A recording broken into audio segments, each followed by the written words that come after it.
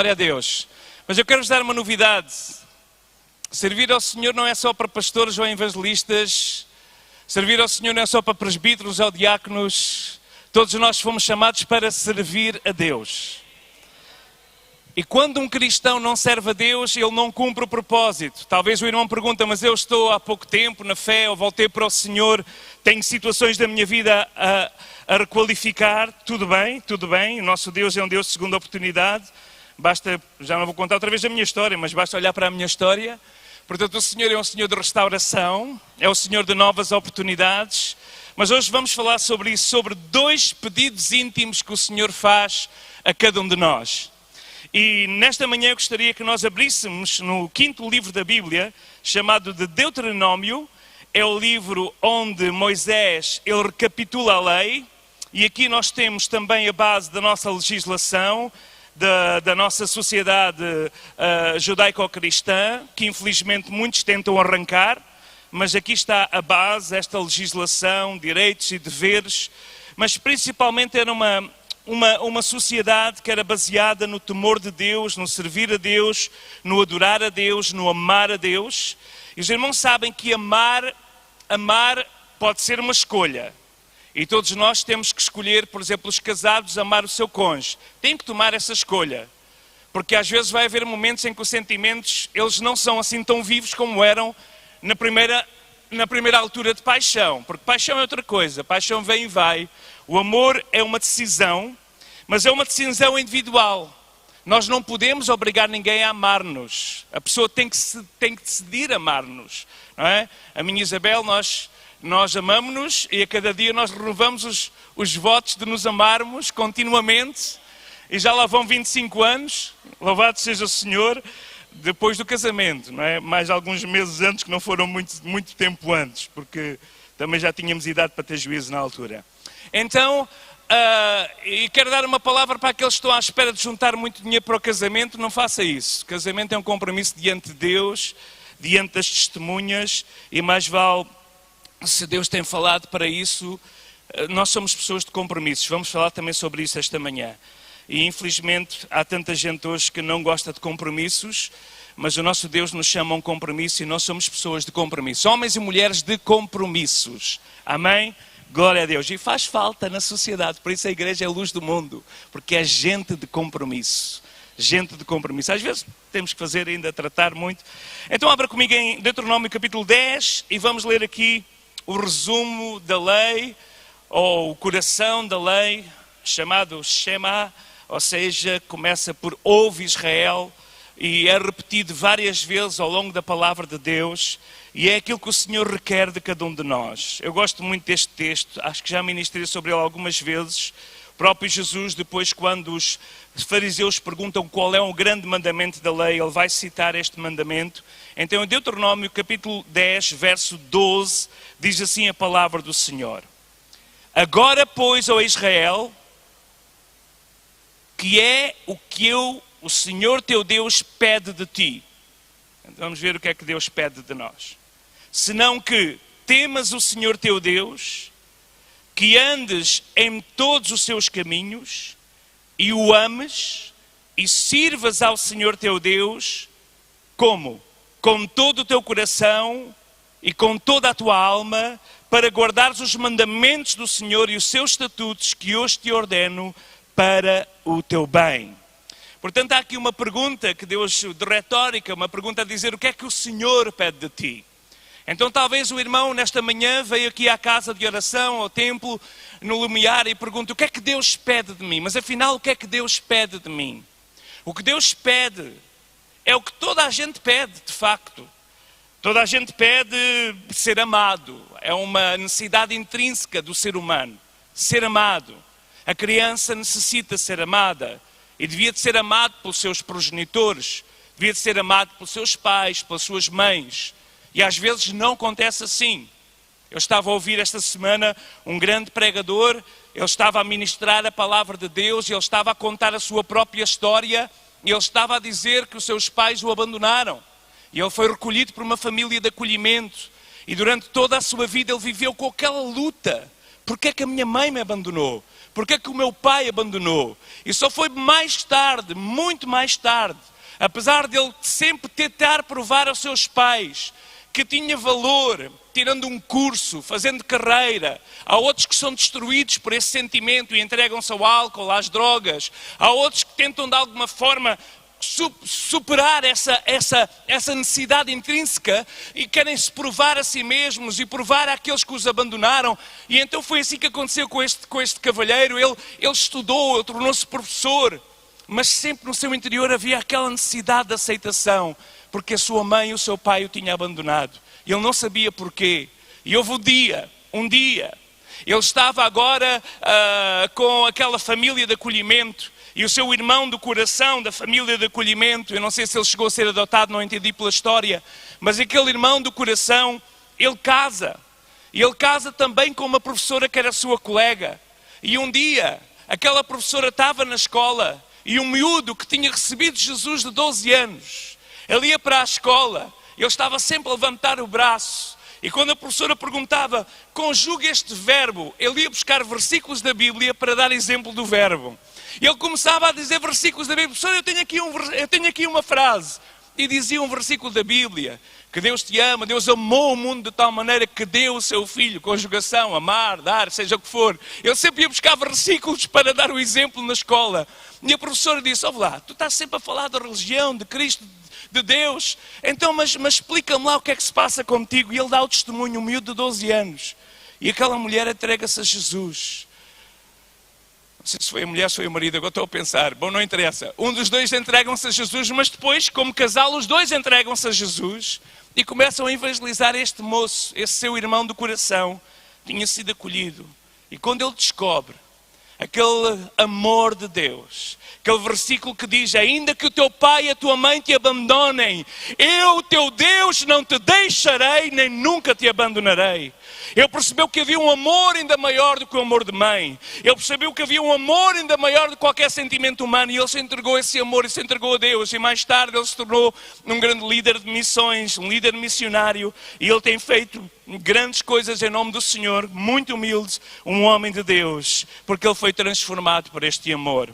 Na verdade, todo o ser humano pede ser amado. Mas Deus também, quando criou o homem e a mulher, foi com este propósito de ser amados.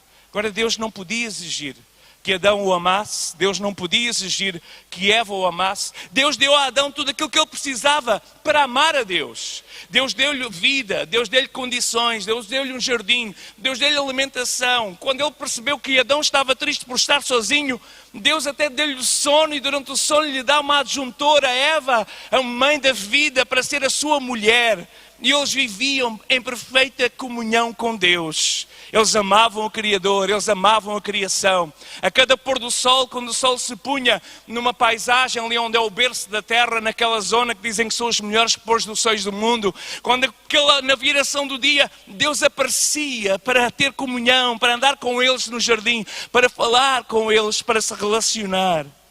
E o que Deus pede é que nós o amemos. Sabe, o inimigo tenta pintar na nossa mente, a religião muitas vezes apresenta um Deus que exige. Talvez alguns de nós até tivemos um pai que foi um pai abusivo, talvez um pai que usava o cinto para nos corrigir, ou usava aquilo que vinha à mão para nos atingir, e vivemos revoltados com esse sentimento de pai, mas Deus não é assim. O versículo que a palavra nos diz em Oséias é aquele que nos atrai, Ele nos atrai com cordas de amor, Ele nos vai chamando para perto de si. Sim, é um Deus que corrige aquele que ama, mas é um Deus que nos atrai, que nos ama e que nos pede isso mesmo. Ora, Israel, o que é que Deus pede de ti? Primeiro que tenhas temor de Deus, depois que andes nos seus caminhos e o ames. E o ames e o sirves. Então vamos falar, e o sirvas. Então vamos falar sobre este versículo nesta manhã. Esta grande declaração de Moisés. O que é que o Senhor teu Deus pede de ti? Parece ser uma exigência notável. E Deus, quando olha aqui, ou melhor, Deus quando se passa para nós, quando nós olhamos aqui para a palavra, nesta lei mosaica de Moisés, que Moisés foi o canal, havia muitas coisas positivas, mas a maior parte das coisas, quando nós começamos a ler aqui, nós vemos que eram observâncias externas.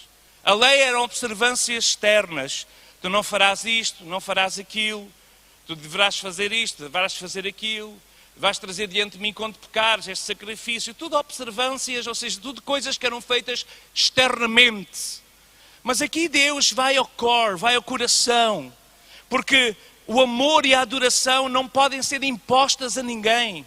Irmãos, uma religião que impõe uma devoção, que impõe uma violência, é uma religião errada, é uma religião que não é certa, porque o Deus que se apresenta na Bíblia é um Deus que pede voluntariedade do nosso coração. Nós podíamos ter ficado em casa esta manhã, mas saímos das nossas casas para vir aqui a este lugar, porque nós percebemos que precisamos de Deus. A certa altura da nossa vida, nós entendemos que a nossa vida sem Deus não faz sentido. Uns mais cedo, outros mais tarde, outros ainda estão a descobrir talvez essa grande verdade na sua vida. Mas a verdade é que o amor e a adoração têm que ser espontâneos. Eu estava a observar os irmãos aqui na adoração. E é tão bom sermos uma igreja intercultural, não é? Temos diversas culturas. Há irmãos na adoração que estão assim. Estão mesmo assim, freeze, não é? Congelados, a adorar o Senhor. E esses irmãos adoram o Senhor de coração. E o irmão não deve julgar para o irmão estar assim, porque é a sua maneira de ser. Há outros irmãos, aquele irmão que estava ali atrás, ele estava assim. Irmão, aí? Eu estava a observar ele. Ele fazia todas as expressões com as suas mãos, com os seus braços. Ele adorava a Deus com todo o seu corpo. E eu amei ver o irmão adorar a Deus. Porque é bonito, aquele irmão adora assim desta maneira. Outras irmãs aqui, prontos, dançam e adoram a Deus à sua maneira. Irmão, não julgue o seu irmão, cada um tem a sua maneira de ser diferente. Amamos o mesmo Deus e graças a Deus temos esta igreja intercultural. Não apenas respeitamos, às vezes acabamos por receber. E o irmão Carlos estava ali atrás e quando os irmãos cantavam nós ouvíamos ele a bater o pé ali, não é? E ele é aqui um branco nativo, ainda que tem alguns conhecimentos, mas estava ali também a bater porque sente o ritmo e isso é normal, porque nós já estamos a nos misturar nesta cultura para sermos uma só igreja e um só povo. Nós nos amamos e nos respeitamos mutuamente. Mas a adoração e o amor não pode ser exigido. É um pedido que Deus faz. E Deus quer fazer, e Deus faz aqui, Deus vai fazendo ao longo da Bíblia. O próprio Deus tem que ser algo espontâneo. Então se o irmão adora a Deus assim, isso transporta para o céu na sua imaginação. Eu não sei o que o irmão está a imaginar, talvez se quiser me contar. Não é? Eu lembro-me que havia um irmão na igreja, eu sempre fui assim muito ritmado, em termos de quando há música, sempre tenho que fazer alguma coisa com o ritmo, ou bater o pé, ou seja o que for, porque a música desperta alguma coisa dentro de mim. Mas há outros irmãos que não. Eu havia um irmão que era lá o porteiro da igreja, onde nós servíamos ao Senhor, e ele era um homem assim, pronto. Por acaso ele tinha até nascido em África, mas era um homem tal e qual, era uma coluna mesmo, uma coluna no sentido de aguentar alguma coisa que pesa muito em cima dele, não é? Para não se mexer nem para a direita nem para a esquerda. E ele estava ali. E eu fazia-me confusão, porque o pessoal adorava, e quando o Espírito Santo baixava, ele ficava, aleluia. E o aleluia era muito baixinho, não é? Mas só que eu estava a pé que eu ouvia, mas saía algum louvor, saía, mas muito quieto, muito calado. Mas um dia o Espírito Santo deu-lhe uma pancada grande e ele perdeu a compostura. Bom, mas isso seria outra história, não é o objeto da pregação. Mas a verdade é que nós temos que ser espontâneos na nossa adoração, temos que ser espontâneos no nosso amor. Então mesmo debaixo da lei, das ordenanças do Senhor, que são estabelecidas para nós vivermos uma vida feliz, uma vida de paz, Deus onipotente, Ele não nos obriga a amá-lo, Ele não nos obriga a servi-lo, Ele não nos obriga a adorá-lo, mas Ele requer de nós uma decisão de coração. Então vamos ver o que é que Deus pede de nós. O que é que Deus pede de mim? O que eu quero, o Senhor teu Deus, aquilo que o Senhor teu Deus pede de ti, verso 12, em primeiro lugar é que temas o Senhor teu Deus. Irmãos, temer não é ter medo de Deus. Medo é uma coisa e temor é outra. Eu sempre gosto de explicar, um dia alguém me explicou, eu fixei esta definição. Temor é ter medo de ofender a Deus. Não é ter medo de Deus, é ter medo, ou ter muito receio de fazer alguma coisa que desagrada a Deus. Temor não é ter medo de Deus. Deus é Pai. E Deus não é pai com o cinto, como eu estava a dizer. Deus não é um pai violento. Deus é um pai de amor. Deus é um pai que nos chama, que abre os braços e que nos chama para o seu colo. E a figura do pai de amor que eu gosto da Bíblia é na parábola do filho pródigo. Quando o filho sobe aquela estrada de volta para a fazenda, Jesus pinta aquele quadro naquela parábola e diz que o pai estava ao portão da sua fazenda à espera do filho. E quando vê o filho, vem na direção, diz que o pai correu para ele. E isso culturalmente na altura era tudo bum. Era tipo os ouvintes, o quê? O pai a correr, um fazendeiro a correr. Eles não corriam, eles eram os senhores da casa. Mas é isso que Jesus queria pintar, um pai que corre, que abraça, que beija, mesmo sujo, mal cheiroso por ter andado no meio dos porcos. O pai abraça e a beija e aceita. E este é o pai, este é o nosso Pai Celestial, este é Deus. É um Deus que está à espera.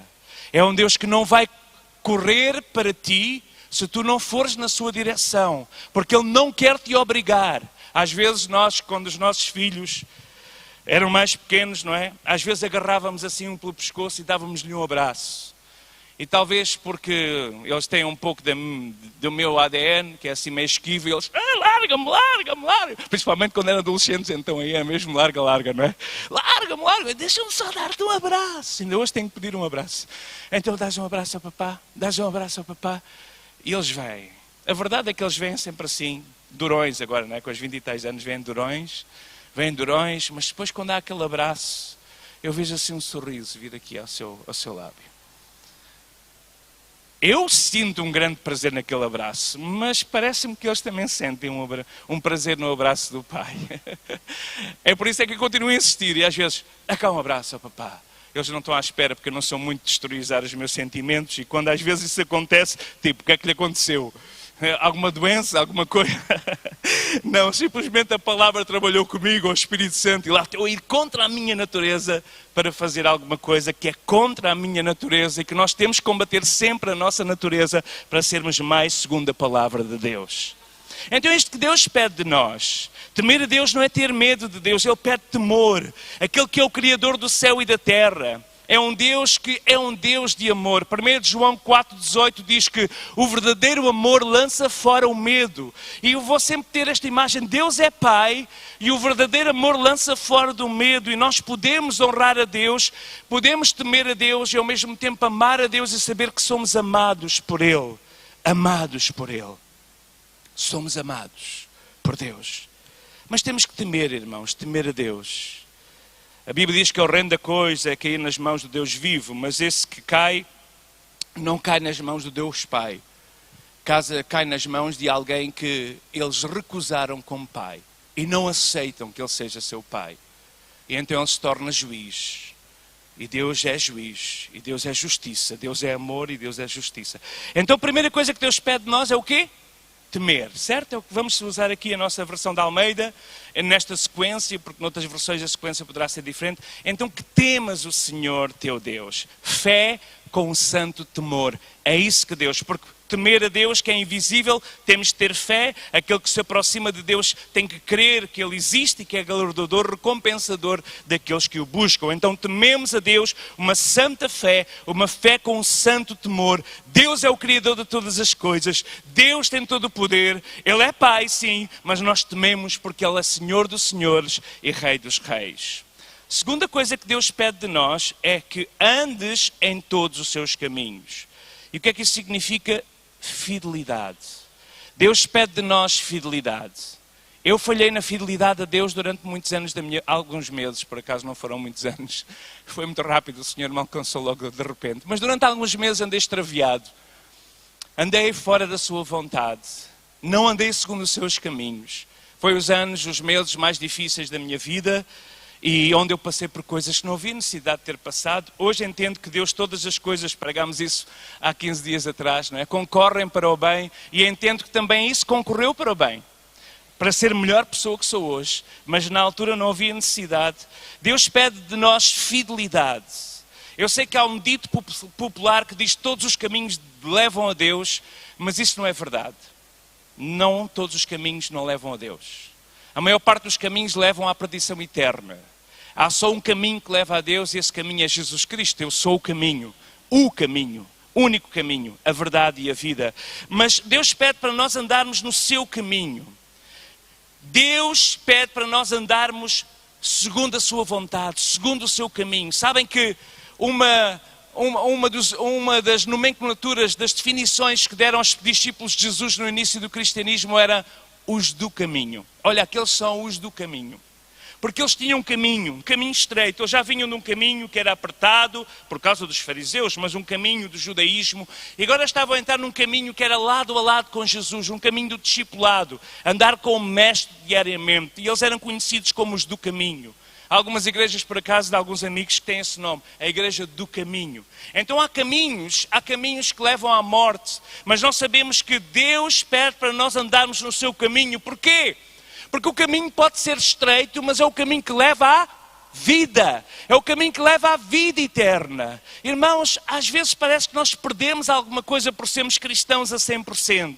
Não é cristãos de religião, não é cristãos de religião. Não é uma definição apenas de uma identificação religiosa. Nós somos chamados a caminhar com Jesus. Ele está connosco no caminho. Ele é o próprio caminho. Ele nos chama para andar com Ele. Ele nos chama a ir a Ele e a caminhar com Ele. E em Provérbios 14:12 diz que há caminhos que ao homem parecem ser certos, mas podem acabar levando à morte. Há caminhos que ao homem parecem ser bons, mas o seu fim é a morte. E às vezes nós pensamos em alguns caminhos da nossa vida, dizemos eu vou fazer isto, mas se não é vontade de Deus, o que Deus pede de nós é que nós o respeitemos, que nós tenhamos temor do seu nome e que nós andemos em todos os seus caminhos. E como poderemos observar quais são os caminhos do Senhor? É olhando para a palavra de Deus. Como purificará o mancebo o seu coração, se não olhar para a palavra de Deus? Então a palavra de Deus, por isso que o centro do nosso culto é sempre a exposição da palavra de Deus, porque a palavra de Deus é a lâmpada para os nossos pés, a palavra de Deus é a luz para o nosso caminho, para não deixarmos escorregar o pé, nem para a esquerda nem para a direita, mas andamos pelo caminho. E às vezes este caminho é um caminho que dá-nos água, a água que sacia a nossa alma, como cantamos aqui no Manancial. É um caminho que nos dá pastos verdejantes, é um caminho de tranquilidade e de paz, mas por vezes nesse caminho também há momentos de morte, de sombras de morte, de dor, de luto, mas o Senhor, que é o nosso pastor, nos leva por essas veredas da justiça, por amor do seu nome, e mesmo que passemos por esse vale da sombra da morte, não tememos de mal algum, porque Ele está connosco, a sua vara, o seu cajado, que é a palavra de Deus, Ele nos consola e nos faz permanecer no caminho. Eu acho que se calhar vou escolher provavelmente, isto é muito parvo o que eu vou dizer, mas deixa-me a expressão, mas se calhar gostava deste versículo na minha lápide, não é? É tipo assim, se Jesus não vier antes, provavelmente Ele vem antes, mas é tipo assim: o vale da sombra da morte, isto é um versículo, é um parafraseamento de Josué da Ponte. O vale da sombra da morte não é lugar para acampar. O vale da sombra da morte não é lugar para construir casa. O vale da sombra da morte é lugar de passagem. Ainda que eu ande pelo vale da sombra da morte, eu não temerei mal algum, porque tu estás comigo, a tua vara e o teu cajado me consolam. O nosso local é a casa do Pai, o nosso lugar de destino, o nosso destino final é uma mesa farta, é um óleo novo sobre a nossa cabeça. Irmão, se o irmão está a passar pelo vale, não faça aí a sua cama. Continua a agarrar o cajado e a vara, mesmo que não vê nada, porque as sombras são densas, mas agarra o cajado, agarra a vara do pastor e deixa que ele te leve, porque o vale é lugar de passagem. E quando chegarmos a outro lugar, nós vamos estar na casa do Senhor, onde habitaremos por longos dias, que é eternamente. Então o que é que o Senhor pede de nós? Que o tememos e que andemos em todos os seus caminhos. E agora vem, se isto é algo exterior, os dois primeiros pedidos é algo exterior, temer ao Senhor tem a ver também com a nossa atitude, a atitude perante Deus, a atitude perante a sua palavra, a atitude que temos na sua casa, a atitude que temos quando usamos o nome de Deus nos nossos lábios, a atitude quando falamos dele, quando sabemos que o Senhor está a olhar para nós. Se nós andar nos seus caminhos também tem a ver com a nossa manifestação exterior, de não mentirmos, de não adulterarmos, de bebermos com moderação, de não nos embriagarmos, de não fazermos mal ao próximo, não falarmos mal do outro. Tudo isso tem a ver com atitudes exteriores. Agora o Senhor pede-nos para chama-nos um pouco mais para a intimidade, para a proximidade. E o terceiro pedido tem a ver com algo interior, que nós não conseguimos, de alguma forma manifestamos pelas nossas ações, mas que é algo que só Deus pode realizar, que é o coração. Ele diz assim: o que é que o Senhor pede de ti? Que andes, que temas, que andes os seus caminhos e o ames. E o ames. Ama. Ouve, Israel. O Senhor nosso Deus é o único Senhor. Deuteronômio capítulo 6, se quiser abrir a palavra, logo 3 capítulos atrás, 4. Deuteronômio capítulo 6, verso 4 e 5. Então vinha aqui o Shema, ou seja, aquela que era a gênese da lei, aquele que era a razão da lei, a motivação da lei. O Senhor estava a dizer: a motivação tem que ser esta, a motivação para obedecer tem que ser esta, a motivação não deve ser religião, a motivação não deve ser o medo, a motivação tem que ser um sentimento puro. E qual o sentimento mais puro? O amor. Deuteronômio 6, 4, ouve Israel, o Senhor nosso Deus é o único Senhor. Amarás, pois, o Senhor teu Deus de todo o teu coração e de toda a tua alma e com todo o teu poder. E estas palavras que hoje te ordeno estarão no teu coração. As intimarás aos teus filhos, dela falarás assentados em casa, andando pelo caminho, deitando, levantando, a terás por sinal na tua mão, serão petesteiras entre os olhos e as escreverás nos umbrais da sua casa e nas suas portas. E eu estava a ver esta palavra, ouve Israel, no versículo 4, este Shema que significa em hebraico, este Shema, ouça Israel, ouve povo de Deus, ouve irmão, ouve amigo que estás connosco, ouve, o Senhor nosso Deus é o único Senhor, por isso tu amarás o Senhor teu Deus de todo o teu coração, amor, ouve Israel, ouve povo de Deus, o nosso Deus é o único Senhor, então amarás. Amar o Senhor sobre tudo e sobre todas as coisas. Amar o Senhor, o próprio Jesus, ao ser interpelado pelos mestres da lei. Qual é o maior mandamento? Mateus 22, 34 a 40. Qual é o maior mandamento? E Jesus disse, o principal mandamento, o maior mandamento é amar o Senhor teu Deus de todo o teu coração. Por isso a prioridade dos nossos corações deve ser sempre o amor a Deus. Mas algum irmão mais esclarecido já está a pensar: para aí, Jesus não disse só isso. Jesus disse amar o Senhor teu Deus de todo o teu coração e... Sim, entendimento. Mas o que é que Jesus disse? Amarás o Senhor teu Deus do teu coração, entendimento e... Ainda não ouvi. Alma, pensamento, força, sim. Amarás o Senhor teu Deus e... E ao próximo. A irmã disse próximo e não ouviu próximo. Era a palavra. E ao próximo. Amar o Senhor. Jesus disse, amar o Senhor, este é o grande mandamento. Mas Jesus disse, mas o segundo tem igual força. E é muito interessante que eu estava a pensar nisto. Eu estava a ler só, claro, o Shema, estava a estudar aqui em Deuteronômio. E de repente fui levado, digo assim, vou ver o que é que Jesus disse. E fui lá, Mateus 22, 34, e encontro Jesus. Jesus diz, vai além do primeiro mandamento. E porquê que Jesus? E aquilo de repente tem tudo a ver com o que vem a seguir. É que Jesus diz, amarás o teu próximo, que é o segundo mandamento, como a ti mesmo. Porquê? Porque ao longo dos anos, o povo judaico, o povo religioso, fez deste mandamento o amar o Senhor como o grande mandamento, sem dúvida. E é o grande mandamento. Porque quando nós amamos a Deus verdadeiramente, nós amamos o próximo. Mas o grande problema é quando se torna em fanatismo religioso. A pessoa ama a Deus, mas a pessoa não suporta as pessoas. Amamos a Deus. Eu já passei por isso. Principalmente quando entramos assim num vale de depressão. Nós amamos a Deus, mas nós temos muita dificuldade com as pessoas. Mas irmãos, o que Deus pede de nós, e os judeus na época de Jesus, eles tinham desenvolvido uma arrogância tão grande, uma arte de superioridade tão grande perante os outros povos, as outras nações, e esta excelência do Shema, que era amar a Deus sobre todas as coisas, eles levavam isto tão a sério que nós somos o único povo que ama a Deus. Nós é que sabemos amar a Deus, nós é que sabemos amar a Deus, adorar a Deus, nós é que temos a verdade, nós amamos, eu. E Jesus disse, pois bem, vocês não perceberam que o segundo mandamento tem igual força. Tu tens de amar a Deus de todo o teu coração, forças, pensamento, alma, mas tu tens que amar o próximo. Porque se tu não amas o próximo, significa que o teu amor a Deus não produziu nada de transformação em ti. Tu amas a Deus por interesse para ti mesmo. Tu amas a Deus para que Deus te abençoe. Tu amas a Deus porque Ele te dá o pão de cada dia, te dá o ar que tu respiras, Ele te deu o dom da vida. Tu amas a Deus porque quando estás na adoração sentes a sua presença. Tu amas a Deus porque Ele foi preparar através de Jesus Cristo um lugar e nós temos a eternidade na sua presença. Tu amas a Deus só por tua causa, mas sempre, sempre, sempre, desde Abraão, eu te abençoarei para que tu sejas uma bênção. Sempre a lei, sempre os genes da lei é nós irmos buscar à fonte de todo o amor, capacidade para amarmos pessoas mesmo que não merecem.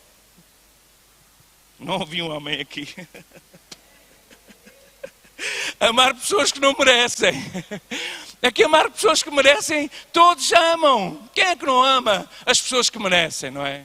Quem é que não ama? Mas quando não merecem. E cristianismo é isto, cristianismo é difícil. Porque cristianismo é nós irmos contra a nossa natureza, o nosso natural, o nosso ego. E os judeus tinham desenvolvido esta arrogância espiritual, se é que isso existe, porque se é arrogância deixa de ser espiritual.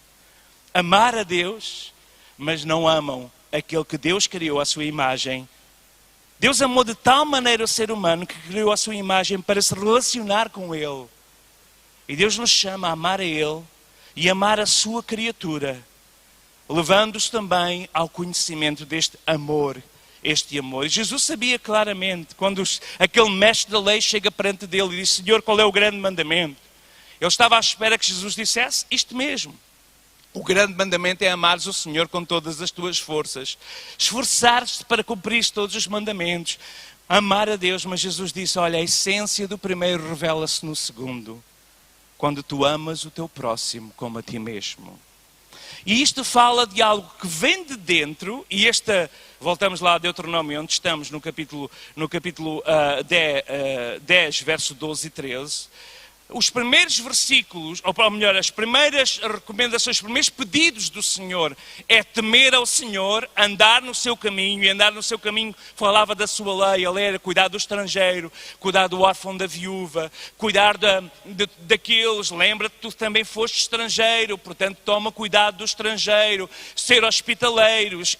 Tudo isso, todos os seus caminhos tinham a ver com a lei, porque os primeiros mandamentos da lei têm a ver com o nosso sentimento interior, mas depois vem toda uma parte exterior da manifestação daquilo que Deus faz dentro do nosso coração. Ora, se amamos a Deus, temos que amar aquele que Ele criou à sua imagem.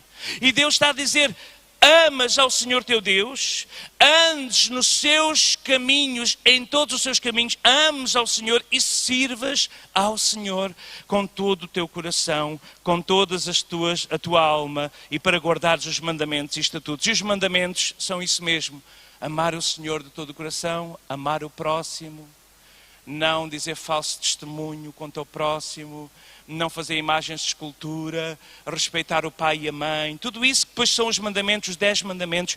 Mas o Senhor diz para que tu sirvas ao Senhor teu Deus. Irmãos, veja só, temer a Deus, sabendo que Deus é justo juiz e sabendo que por causa dos nossos pecados nós estamos condenados ao inferno. Mas lembrarmos que Jesus morreu por nós na cruz do Calvário. Ele levou todos os nossos pecados, pagou a nossa dívida perante Deus. Quando recebemos Jesus, a nossa dívida é anulada, nós somos totalmente restaurados, redimidos, nós somos perdoados completamente. Então nós começamos a caminhar nesta caminhada, a andar nos caminhos do Senhor, amar o Senhor, e temos que sempre ser manifesto pelo serviço. Irmãos, eu preocupo-me muito aqueles irmãos que não estão a servir ao Senhor. E eu volto a dizer, servir ao Senhor não significa, por exemplo, levantar a oferta. É um serviço. Estar na portaria é um serviço. Ajudar ali na multimédia é um serviço. Tocar um instrumento é um serviço. Cantar é um serviço. Ajudar na limpeza da casa é um serviço. Cuidar é um serviço. Levar a sua palavra àqueles que estão à nossa volta é um serviço. Evangelizar é uma ordem para nós levarmos e anunciarmos o Evangelho a toda a criatura. Mas há sempre um dom que Deus nos dá. E a minha grande preocupação é se o irmão não está a exercer esse dom. O irmão nunca vai ser feliz completamente. Não se vai sentir completo se não descobrir o dom que Deus lhe deu e colocá-lo ao serviço do Senhor. Então ele diz para servirmos o Senhor. E nós só servimos o Senhor quando reconhecemos Deus mesmo como soberano. E o chamamos de Senhor, Ele reina sobre nós. E nós colocamos inteiramente à sua disposição. Como servos que dependem da orientação do seu líder. Assim nós estamos diante de Deus e vamos à sua palavra e ver o que é que o Senhor pede de nós. E servirmos ao Senhor, não com tristeza ou com pesar, mas com alegria, porque servimos ao Senhor. E servir ao Senhor acima de tudo é levar a sua mensagem a outras vidas, para que elas sejam alcançadas, o seu reino possa crescer. E não é apenas trazê-los para a igreja, ainda que aqui é um celeiro onde essas vidas podem ser agregadas, mas de uma forma contínua, servir ao Senhor. A palavra de Deus diz que até quando nós estamos a trabalhar, nós devemos trabalhar para os nossos patrões como se estivéssemos a servir ao Senhor. E quando nós fazemos desta forma, com excelência em tudo, Deus se agrada, porque deixamos o bom cheiro, o bom exemplo de Cristo. Mesmo que o patrão, ele seja uma pessoa que não é justo e que é faccioso e que até se porta mal conosco, nós temos um caminho do Senhor, um ensinamento do Senhor. E o apóstolo Paulo fala sobre isso, e na altura havia escravatura, eles nem sequer recebiam nada, a não ser um pedaço de pão, alimentação para conseguirem viver no dia a seguir. Mas ele dizia: vocês servos, obedeçam aos vossos senhores como ao Senhor que está em cima, para que os seus corações possam ser tocados pela forma diferente com que vocês vivem e ministram diariamente. E eles possam ver a diferença em alguém que serve ao Senhor, mesmo através do seu trabalho, do que aquele que serve-se a si mesmo. Servir. A igreja é chamada a servir. Depois, por fim, a igreja é chamada, claro, a obedecer, não é? A obedecer. Guarda os mandamentos do Senhor, os seus estatutos que eu te ordeno para o teu bem. Mais uma vez eu volto a dizer, irmãos, fazer a vontade de Deus, obedecer ao Senhor é uma decisão que nós tomamos, mas é uma decisão para o nosso bem. É uma decisão para o nosso bem. Às vezes nós não entendemos, quando chegamos a uma rua e está um sentido proibido, dizemos: mas para que a rua é tão larga? Porque é que está aqui um sentido proibido? E alguns vão em sentido contrário e depois já há um acidente, aquele sinal está lá para proteger e temos que obedecer para que haja uma proteção. Às vezes nós aqui em Lisboa é tão comum as pessoas passarem com um verde, chamo-lhe o verde tinto, não é? Que é assim, o vermelho quando acaba de surgir. Eu também tenho que confessar que às vezes eu já fiz isso, Senhor, tenha misericórdia de mim. Mas às vezes isso acontece e nós fazemos essas coisas assim, mas aquele sinal está lá, aquele semáforo está lá para nos proteger. Porque a certa altura vê alguém lançado e estava desesperado que o verde aparecesse e nós não percebemos. Esta semana quase que íamos tendo um acidente por causa de alguém que passou pelo lado direito a uma extrema velocidade, parecia que estava numa pista de Fórmula 1 e passa pelo lado direito. Eu normalmente vou para o lado esquerdo para ultrapassar, mas gosto sempre de voltar para o lado direito, a não ser que seja uma via de saída. E quando vou-me a afastar, o carro passa ali, quase que me leva ao espelho e o carro abanou todo. E dizemos: é por esta razão que não se deve passar pelo lado direito. É que eu vou todo descansado, olhei para o lado esquerdo, vi que vinha alguém atrás e que queria passar e desvio-me, nunca pensei que alguém viesse passar por um lugar que era proibido. E a lei do Senhor que foi feita é para nós, é para o nosso bem, é para nos proteger, é para nos guardar na vida, irmãos, e nós sujeitamos à lei do Senhor, aos mandamentos do Senhor, voluntariamente, em primeiro lugar porque o amamos, porque tememos o seu nome e porque queremos obedecê-lo em todos os seus mandamentos, guardar os mandamentos do Senhor. E guardar os mandamentos do Senhor é ser fiel ao cumprimento da sua palavra. E não se esqueçam do grande mandamento, que é anunciar o seu evangelho a toda a criatura. Há outra passagem que eu gostaria de utilizar para terminar, e está no livro de Miqueias. Agora vai ser mais difícil alguns irmãos encontrarem, mas ele está lá nos profetas que são mais pequenos, ali logo a seguir a Jonas, também é muito pequeno, Obadias é um bocadinho maior, Amós, e depois temos Naum e Abacuque. Vamos lá ver se conseguem encontrar aí, se não, Miqueias no capítulo 6. Esta manhã levantei-me mais cedo para ler o livro em que o comentário de Miqueias foi escrito pela minha querida irmã Sara Fontes, e quis ler o comentário todo, mas ela não comenta este versículo. e fiquei um bocadinho frustrado porque para mim é dos versículos mais importantes da Bíblia.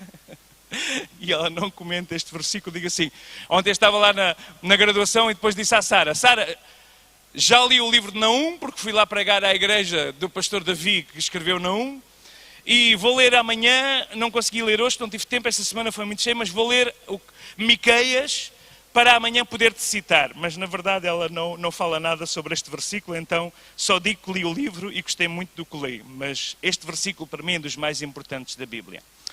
Miqueias capítulo 6, verso 8. Claro que ela cita o contexto e fala acerca daquilo que Deus pede. Pede aos sacerdotes, Deus pede, porque Deus está um pouco aborrecido com aqueles que deviam dar o exemplo e apenas pensavam em amealhar riquezas para si. Então diz, não se esqueçam que agradar a Deus, se lêssemos o 6 e o 7 do capítulo 6, agradar a Deus não é milhares de carneiros, amelhar a Deus não é ter 10.000 ribeiros de azeite, amelhar a Deus não é dar o primogênito, amelhar a Deus não é fazer alguma coisa que os outros fazem, mas o que Deus declara a teu respeito e o que Deus pede de ti, e este é o segundo pedido que encontramos aqui no livro em Miqueias capítulo 6, verso 8, diz assim, e ele declarou ao homem o que é bom. O que é que o Senhor pede de ti, senão que pratiques a justiça, ames a beneficência e andes humildemente com o teu Deus. Então o que é que Deus pede de nós? Primeiro, pratiques a justiça, ames a beneficência ou a misericórdia, algumas versões dizem misericórdia, e andes humildemente para com o teu Deus. E eu não podia deixar de citar este versículo. Os irmãos sabem que Miqueias foi um profeta contemporâneo de Isaías. Ele exerceu o seu ministério em 740, 700 a.C. E Miqueias dirige ao reino de Judá, dirige aos habitantes do reino de Judá, que nestas palavras sabia que Samaria já ia ser conquistada pelos seus inimigos. Deus tinha feito um grande livramento a Judá.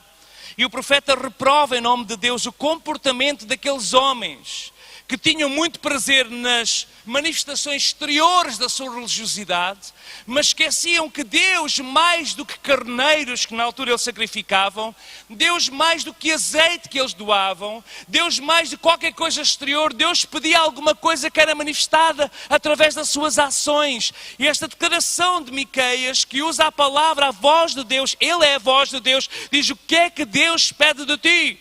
Deus pede que tu pratiques a justiça, e a palavra para justiça aqui é mishpat, que Miqueias usa no significado literal de um caminho prescrito, uma ação correta, um modo correto e apropriado de viver. Não é conhecer a justiça, mas é praticar a justiça. Não é conhecer a justiça e violá-la e cometer um crime. Não, é mais do que isso. A justiça não pode estar apenas presente em códigos penais ou na retórica dos tribunais. A justiça de Deus tem que estar refletida nas nossas ações. E Deus pede de nós, igreja, Deus pede que nós devemos ser verdadeiros, sinceros, como Deus, nas nossas obrigações civis e económicas e em todas as outras relações com os seres humanos. Irmãos, se nós não estamos em ordem diante de Deus, nós temos que pôr em ordem a nossa vida diante de Deus. E praticar a justiça é nós termos a nossa vida afinada pela lei de Deus, mas afinada também pela lei dos homens, a não ser quando a lei dos homens choca com a lei de Deus, porque aí nós temos uma lei superior, que é a lei de Deus. E há países onde, por exemplo, é a lei dos homens, não se poder ter uma Bíblia, não se poder adorar, e os nossos irmãos desobedecem à lei dos homens porque têm uma lei superior. Mas quando a lei inferior, a lei dos homens, a lei do nosso comportamento social, a lei da nossa sociedade, ela foi até inspirada nas leis de Deus, que é a gênese da lei, e quando nós sabemos que existem leis que nós devemos cumprir, então nós devemos ter prazer em cumprir essas leis. Imagina alguém que sabe que o irmão é cristão e que você anda, por exemplo, a conduzir sem carta de condução. Acha que isso é um bom testemunho? Não. Também já cometi esse pecado, meia culpa, vou-vos já dizer. Portanto, eu aqui, os irmãos já veem, eu sou o maior pecador aqui de toda a gente. Portanto, eu sou o pecador número 1. O meu avô ofereceu-me o carro, eu já tinha tirado o código, mas ainda não tinha a carta. O meu avô não devia ter oferecido o carro, eu devia ter trabalhado para comprar o carro. Mas ele ofereceu-me o carro e eu comecei a conduzi-lo antes de ter o exame de condução. E por causa disso tive um acidente. Pronto, já sabem como é que é. Quando a gente desobedece à lei, Deus, a sua misericórdia é assim: olha, agora eu vou tirar um bocadinho só a proteção, só para ele ver o que é a sua vida sem mim. E sai o chapéu da proteção de Deus e bum, vou contra um poste. E depois, saiu mais caro do que o exame da condução, não é? A reconstrução do carro. E por acaso era o carro dos meus pais na altura. Coitadinhos dos meus pais. Pastores, sem dinheiro, tinham comprado um Mercedes de 70 e tal, muito velhinho, e eu partilho-lhes o carro todo. Deus é muito bom para comigo. Eu estou muito grato a Deus pela sua misericórdia. E ninguém sofreu nada a não ser o carro, graças a Deus. Agora imagina o irmão que o irmão vive, ou a irmã vive junta com o seu companheiro. Graças a Deus que hoje nós sabemos quando o nosso companheiro ou companheira não quer casar, nós na igreja aceitamos. Se o outro não quer casar, nós aceitamos essa união de facto. As Assembleias de Deus fazem isso, os irmãos sabem, por causa de ser do outro não querer fazer. Mas aí há tempos eu ouvi, estava a falar com umas irmãs que disseram, eles tinham filhos, eu nunca pensei que eles não fossem casados. Nunca me passou pela cabeça que não fossem casados. Eu falava sempre, etc, etc. E a certa altura, depois de uma pregação assim, ele veio falar comigo e disse, pastor, nós não somos casados. E eu digo, o quê? Nunca imaginei isso. Porque os irmãos até servem na igreja e não serem casados, isso para mim é muito estranho. Não, sou eu que venho lá do interior e sei lá, sou se calhar muito destas coisas, também cresci, sou filho de pastor, etc. Mas isso nunca me passou pela cabeça. Ele disse, não, é que nós ainda não juntámos o dinheiro para fazer uma grande festa. Digo assim, o quê? Então vocês preferem a festa dos homens do que agradar a Deus do Senhor? O que é que se passa aqui? Qualquer coisa não está certo. Irmãos, desculpem se acontece aqui. Eu não sei da vossa vida, eu só acabei de chegar aqui, portanto estou à vontade para falar. Mas há coisas práticas que nós não queremos nos submeter à lei de Deus. Ou porque vamos perder, se calhar, a pensão de viuvez. Eu não sei qual é o exemplo e nós não nos queremos submeter à lei de Deus porque temos outras coisas que... Deus é misericórdia, mas Deus é justiça, irmãos. E a primeira coisa que Deus pede de nós é que nós pratiquemos a justiça. Nós vivemos uma vida justa, uma vida temente a Deus, uma vida agradável, uma vida em que haja autoridade espiritual sobre nós. E muitas vezes nós perguntamos porque é que a vida nos corre mal. E eu podia dizer, olha, esta situação da sua vida está imprópria aos olhos de Deus, esta situação está mal aos olhos de Deus, e enquanto o irmão não exercer a justiça de Deus completamente na sua vida, é natural que as coisas não corram bem, porque Deus tira muitas vezes o chapéu da proteção. E pode haver muita oração em jejum, mas a oração em jejum funciona, e eu sei que funciona, mas às vezes Deus permite para nos fazer dobrar o nosso duro coração. E nós percebemos que Deus só pede de nós isso, que o amemos, mas que manifestemos o seu amor por uma justiça. Nós queremos viver uma vida justa. É verdade, quando não depende de nós. Eu já salvaguardei esta situação. E há outras situações, irmãos, às vezes trabalhamos sem papéis e não depende de nós. Claro que nós queríamos ter os papéis, mas não depende de nós. Oh irmão, mas se há um abuso, então vá ter com a autoridade de trabalho, porque Deus nos deu leis. Temos que praticar a justiça. E é isso que Deus pede de nós. E esta justiça não é apenas uma justiça só para o nosso bolso, é uma justiça diante da lei de Deus, diante da lei dos homens, diante dos nossos semelhantes. Então Deus pede de nós, o irmão quer servir a Deus, primeiro, afina a sua vida pelo diapasão da palavra do Senhor. Segunda coisa que Deus pede de nós, está aqui no versículo, pratiques a justiça e ames a beneficência. Irmão, amar a beneficência é mais do que a justiça. Deus vai mais longe. Porque é muito fácil nós fazermos justiça. Aquela pessoa ajudou-me, eu vou retribuir, certo? É justiça, é justo. Mas Deus está a falar de misericórdia aqui, porque foi isso que Ele exerceu connosco e não a sua justiça. Deus exerceu misericórdia. E misericórdia é um passo além da justiça. Misericórdia dá muito mais do que a justiça requer. A justiça concede um direito. A misericórdia concede aquilo que o amor pede de nós. E o amor a Deus pede de nós que olhemos o nosso semelhante, mesmo quando nos trata mal, e que amemos os nossos inimigos. Jesus disse, se o teu inimigo tiver fome, dá-lhe de comer. Se o teu inimigo tiver sede, dá-lhe de beber. E Jesus diz, mudemos esta lei toda assim de cabeça para baixo. Vamos viver de uma forma em que nós ultrapassamos a lei, porque nós não vivemos apenas pela justiça, nós vivemos segundo a misericórdia de Deus. E se Deus exerceu misericórdia, estando nós lá em baixo, nós também viramos e exercemos misericórdia. E perdoamos aqueles que nos ofendem, mesmo quando não merecem o nosso perdão. Porque nós sabemos que quando nós perdoamos, nós somos libertos, porque o rancor e a amargura apenas é uma raiz que azeda a nossa vida e todos os que estão à nossa volta. Por isso nós escolhemos perdoar, nós escolhemos exercer a misericórdia, nós escolhemos exercer a beneficência. A misericórdia é esta qualidade sublime que vem de Deus. A misericórdia não deve ser apenas praticada. A misericórdia deve ser amada. O que Deus pede de ti é que pratiques a justiça e ames a beneficência. Noutra tradução, e o sentido original tem a ver com misericórdia. Ames a misericórdia, ames a beneficência. E amar é amar, fazer bem ao próximo. Amar é fazer bem àquele que não merece. A obediência sem amor resulta em legalismo. Amar a misericórdia é defender o fraco. Amar a misericórdia é defender o pobre. Amar a misericórdia é defender o desprovido de bens, o humilde, aquele que não tem voz na sociedade. Amar a misericórdia, e a igreja tem que se levantar no nome de Jesus e exercer esta beneficência, esta misericórdia, porque a justiça muitas vezes privilegia quem?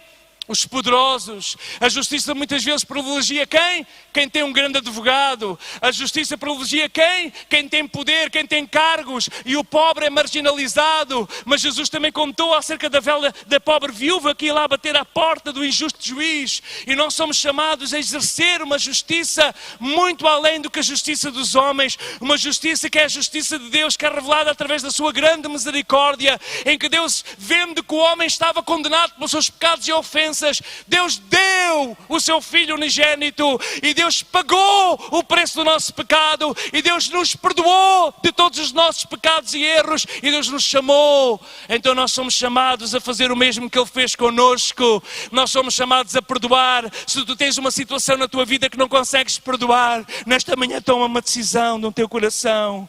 Eu vou perdoar. Deixa-me dizer, perdoar não significa ter a mesma intimidade que tínhamos antes.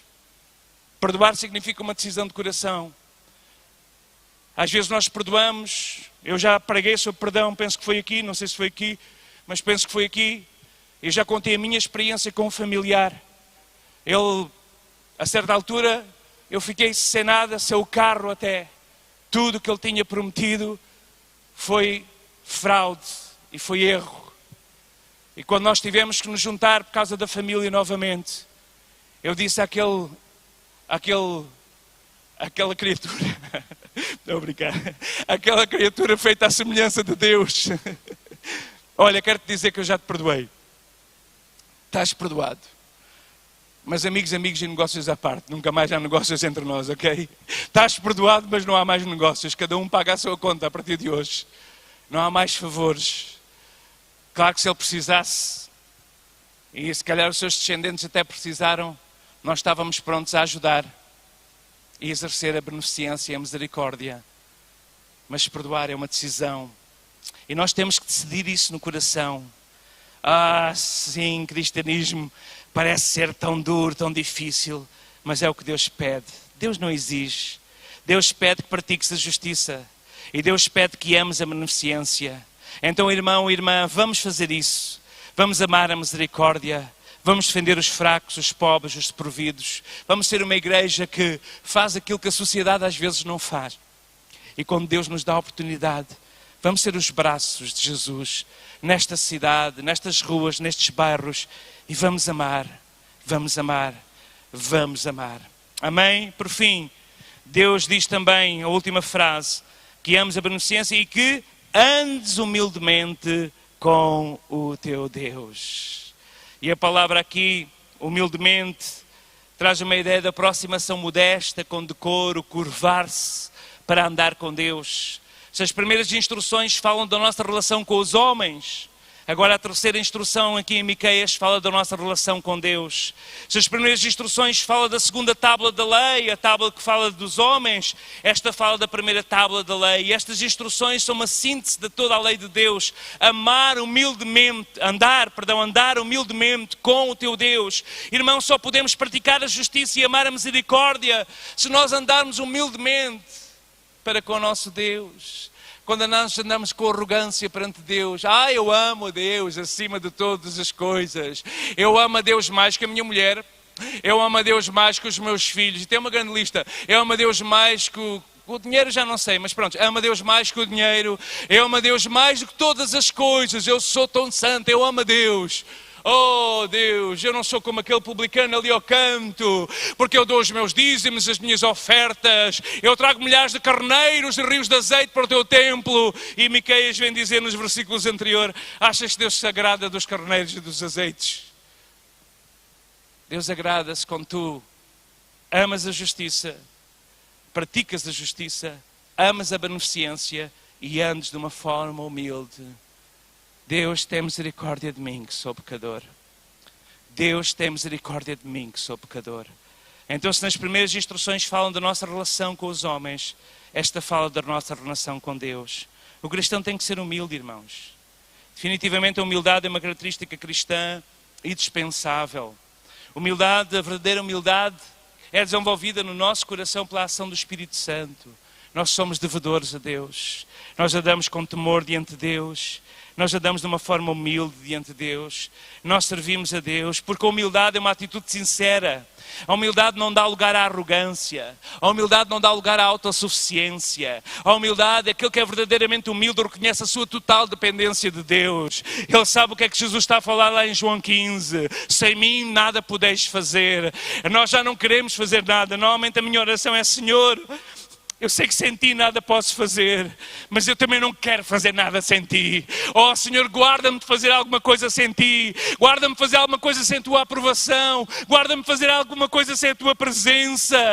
E então aqui vem o profeta dizer o que Deus pede de ti. É que Deus antes de uma forma humilde, de uma forma assim, com aquele temor que falava lá em Deuteronômio, mas mais um pouco disso, curvando diante de Deus. Tu és o soberano, Senhor. Só tu és digno de todo louvor, toda a glória, só tu és digno de toda a adoração. Eu não sou nada sem ti, eu sem ti nada para o fazer. E a Bíblia diz que Deus resiste aos soberbos. Provérbios 3:34, Deus resiste aos soberbos, mas Deus dá graça aos humildes. Humildade, irmão, humildade. Não é dizer, eu sou muito humilde, já perdeu tudo. A humildade não se diz. A humildade revela-se, mostra-se pelas nossas ações. E o profeta Isaías também vai falar sobre isso. Ele fala sobre nós nos deleitarmos no Senhor. E Jesus também fala sobre isso, naquele grande convite, Mateus 11:28 e 29. Vinde a mim todos os que estão cansados e oprimidos, e eu vos aliviarei. Tomai sobre vós o meu jugo, e aprendei de mim que sou manso e humilde de coração. Então nós imitamos Jesus, nós aprendemos dele, nós imitamos Jesus. E ontem o discurso, penso que foi do aluno, do Pedro, terminou com aquela kenosis de Cristo lá de Filipenses. Jesus, sendo em forma de Deus, não teve usurpação por ser igual a Deus, mas tomou forma de homem, sendo obediente até à morte, se humilhou a si mesmo, sendo obediente até à morte e morte de cruz. Irmão, vamos seguir estas pisadas de Jesus. O cristão tem que ser humilde. E eu termino então como comecei. Mas o cristão tem de andar humildemente com Deus. Tenho aqui duas alianças. Tenho uma que foi os meus padrinhos que ofereceram há 25 anos e 6 meses atrás. E tenho outra que foi os meus filhos. Esta não estava à espera, esta fez-me chorar. Quando os meus filhos, pode não ter muito valor, não sei, também não sei se tem. Por acaso até sei que já fui lá ver a fatura, quanto é que custou. Eles não sabem disso, mas pronto, eles esqueceram-se da fatura lá e a gente foi ver. pode não ter grande valor material, mas tem um valor de compromisso. Porque cristão é um homem e uma mulher de compromissos. Custa custar, venha o que vier. Não importa aquilo que aconteceu antes de caminhares com o Senhor. Eu sei que há alguns irmãos aqui que estão no segundo casamento ou até num terceiro casamento. Não importa o que aconteceu antes de Jesus. Importa o que acontece a partir do momento em que nós decidimos caminhar com Jesus. E decidimos caminhar com Jesus segundo a sua palavra. Nós andamos humildemente com o nosso Deus, sujeitamos às leis do Senhor e queremos ser fiéis no pouco, porque sabemos sobre muito Ele nos colocará. Vamos ficar em pé.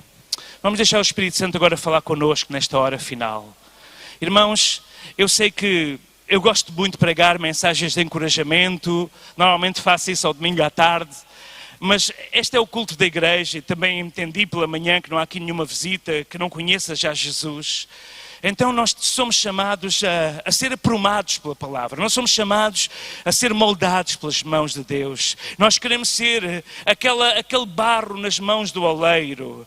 E temos que estar no centro, como nós falávamos há 15 dias, temos que estar no centro da roda do oleiro. Nós não nos podemos nem desviar nem para a direita nem para a esquerda. Nós temos que estar no centro da roda, porque se nós nos desviamos, a obra sai torta. Nós temos que estar no centro da vontade de Deus. Nós temos que deixar que as suas mãos nos abraçam. Nós temos que deixar que Ele tire de nós as pedras, que Ele esprema de nós as bolhas de ar, para que nós possamos ser como aquela imagem que Jeremias foi chamado a ver na roda, na casa do oleiro. Nós somos chamados a estar diante do Senhor.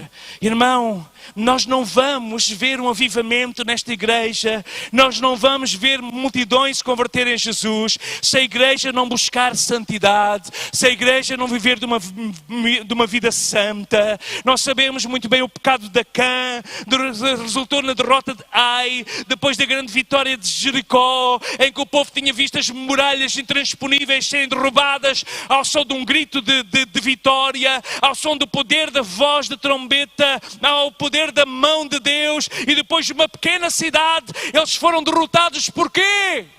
Porque havia gente que tinha responsabilidade, que estava em pecado. Havia gente que tinha responsabilidade, que tinha feito aquilo que não podia fazer. Irmão e irmã, tu queres ver esta igreja se multiplicar, tu queres ver a tua vida ser abençoada, tu queres ver Deus transformar a tua casa. Nós precisamos de nos aprumar pela palavra de Deus. Nós precisamos de olhar para a palavra e nos submetermos a ela. E quando ela vem como um espelho, como uma lanterna, mostrando as áreas cinzentas, as áreas escuras da nossa vida, nós dizemos: Senhor, entra também nessa área, traz luz, purifica-me, santifica-me, limpa tudo aquilo que é impróprio em mim, ajuda-me a tomar uma decisão, ajuda-me a ser um vencedor. Nesta tarde, nesta manhã, eu gostaria mesmo de que cada um de nós pudéssemos olhar para dentro de nós. Não olhes para o irmão ao teu lado, olha para dentro de ti, olha para a tua vida. O que é que tu tens falhado? Lembra-te de onde caíste, diz o Senhor. Lembra-te de onde caíste. Lembra-te onde caíste. O pecado jaz. O pecado está à porta. O pecado está ali, só à distância de um toque, de um desvio, de um momento de intimidade, de uma escuridão, de uma noite, de um momento de tentação. Todos nós somos sujeitos à tentação. Jesus começou o seu ministério sendo sujeito à tentação. Jesus foi levado pelo Espírito para ser tentado pelo diabo. E no deserto, depois de 40 dias de jejum, fraco, frágil, com fome, a primeira tentação fosse que ele desse uma ordem para pedras se tornarem pão. A primeira tentação é sempre aquilo que é mais simples, aquilo que nós desejamos, e o diabo nos tenta nessa área para nos derrubar e fazer cair. Mas o Senhor é um Senhor de misericórdia, e Ele sempre está disposto a nos receber de volta. Quando nós voltamos humildemente para o Senhor, reconhecemos os nossos erros e pedimos perdão. Não se esqueçam, Deus é um Deus de amor, Deus é um Deus de perdão, Deus é um Deus de restauração. Não importa o teu passado, escuta, mas é importante tu saberes que o teu passado não estava em conformidade com a palavra de Deus. Eu não posso deixar de pregar aquilo que a Bíblia diz e chama de pecado, porque se não pregarmos o que é pecado, ninguém se vai arrepender. Se eu não disser que sexo fora do casamento é pecado, como é que as novas gerações de adolescentes vão saber isso quando os seus colegas começam a ter uma atividade sexual, às vezes ainda quase na pré-adolescência? Se nós não pregarmos que adultério é pecado, como é que eles vão saber isso? Os nossos colegas de trabalho andam e vão para lugares e envolvem-se com outras pessoas e com outras mulheres. Se nós não pregarmos que roubar é pecado, como é que nós vamos entender quando fugimos aos impostos ou quando chegamos a mão à gaveta da registradora? Nesta manhã o Senhor quer dizer e quer nos mostrar aquilo que está errado, porque Ele quer preparar para si uma igreja santa, uma igreja cheia de autoridade espiritual, uma igreja que se move, uma igreja que se levanta em poder nesta cidade e que rejeita o pecado e que foge do pecado e corre para os braços de amor de Deus, humildemente se prostra diante dele e diz: Senhor, perdoa-me, perdoa-me, perdoa-me, perdoa-me. E Ele é pronto a perdoar, e depois Ele te diz: assim como eu te perdoei, vai e faz da mesma maneira, vai e perdoa também quem te ofendeu, vai e põe em prática aquilo que viste em mim, aquilo que recebeste de mim, põe em prática à tua volta. Eu sei que o tempo está muito avançado, mas talvez nós não podemos deixar de dar oportunidade a quem precisa de uma oração especial e quer nesta manhã se arrepender de alguma área. Talvez algumas até foram citadas ao longo da pregação, e nesta manhã quero dizer: Senhor, eu não quero mais cair nessa armadilha, nesse laço do passarinheiro, nesse laço do inimigo. Perdoa-me, Senhor, e quero voltar para os braços de amor, e quero ser perdoada completamente. Então, se Deus está a falar contigo nesta hora, sai do teu lugar, vem aqui à frente. Nós, os obreiros, vamos orar por ti, para que Deus te dê força para resistir à tentação, para que te dê autoridade espiritual para dizeres não, porque o crente sabe dizer não, o crente sabe dizer não ao pecado. Se há uma dificuldade que eu tenho, a grande dificuldade que eu tenho é dizer não.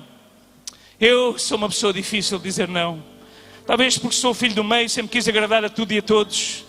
Talvez por causa que mudei umas 8 vezes de escola e tinha que tentar agradar os meus colegas.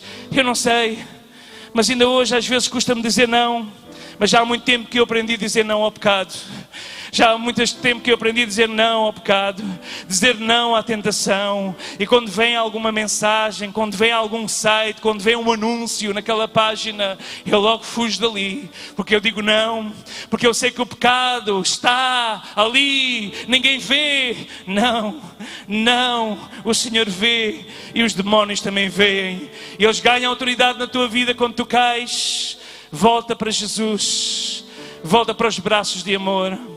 Se queres nesta tarde colocar alguma área, queres pedir oração, sai do teu lugar, ninguém te vai julgar, nós vamos te aceitar, nós vamos orar por ti. Por fim, eu gostaria de fazer o segundo apelo, porque não estava na pregação, mas ao longo da mensagem eu entendi que o Espírito Santo estava-me a guiar nessa direção. Pessoas que têm falta de perdão, pessoas que têm uma dor profunda na alma, que os impede de ser felizes com Cristo, felizes com Jesus, porque tem um ódio que tem tomado o coração, e o ódio é terrível e mata, e seca, e destrói. Mas nesta manhã o Senhor diz que tu tens que largar isso, tens que perdoar. Perdoar, como eu disse, não significa restabelecer a mesma intimidade com a pessoa que te ofendeu, mas significa largares isso diante de Deus, diante do inferno, mas principalmente diante de ti próprio, diante de ti própria. Eu gostaria de orar para alguém que tem necessidade e tem dificuldade com o perdão e precisa de perdoar esta manhã alguém, que venha aqui para o meu lado esquerdo, do vosso lado direito. E esta é uma oração muito difícil, é uma oração que mexe com os mais profundos dos nossos sentimentos, mas que nós precisamos deixar o Espírito Santo trabalhar. E eu gostaria de orar nesta manhã por essas pessoas, que o inimigo traz sempre à tua memória como tu fostes abusada, como tu fostes vandalizado, como tu fostes espezinhado, como tu fostes maltratada, como tu fostes ferida, como tu fostes magoada, como tu fostes abusada, como tu sentiste como lixo, e o inimigo quer trazer esses sentimentos, quer alimentar esses sentimentos, e esses sentimentos traz ódio, traz amargura, mas nesta manhã, pelo poder do sangue de Jesus, é quebrado o laço do ódio, do rancor, e o perdão, esse perdão que tem todo o poder para restaurar, venha sobre cada vida no nome de Jesus. Eu peço aos obreiros que venham orar no nome de Jesus. Enquanto o grupo de louvor adora ao Senhor, nós vamos estar aqui a ministrar e nós vamos orar por cada um, e nós vamos sair desta manhã, deste lugar, leves no nome de Jesus. Os fardos ficaram aqui à frente, deixa aqui essas imagens, tu vais largar aqui no chão. Tu vais largar aqui neste chão. Estes maltratos vão ficar aqui. Estes pensamentos vão ficar aqui no nome de Jesus. E serás livre no nome de Jesus. Livre no nome de Jesus.